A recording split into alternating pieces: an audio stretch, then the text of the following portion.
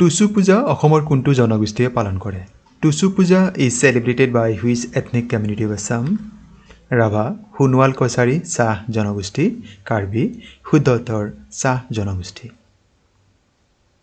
অসম বিধানসভাৰ প্ৰথম অধ্যক্ষ কোন আছিল? The first speaker of Assam Legislative Assembly was Gopinath Bordoloi, Tarunram Phukan, Kuladhar Chaliha, বাবু বসন্ত দাস, শুদ্ধ উত্তৰ বাবু বসন্ত দাস। মূলা গাভৰুৱে কাৰ বিৰুদ্ধে যুঁজ কৰি মৃত্যুবৰণ কৰিছিল? মূলা গাভৰু died while fighting against Turbak খান, ৰামসিংহ, মীৰ জুমলা, মীৰ কাছিম, শুদ্ধ উত্তৰ তুৰ্বক খান। কামাখ্যা মন্দিৰ কোনজন কোচ ৰজাই পুনৰ নিৰ্মাণ কৰাইছিল? Which Koch ruler rebuilt the Kamakhya temple? ইয়াৰ শুদ্ধ উত্তৰ হৈছে Naranarayan. Thank you for watching this video.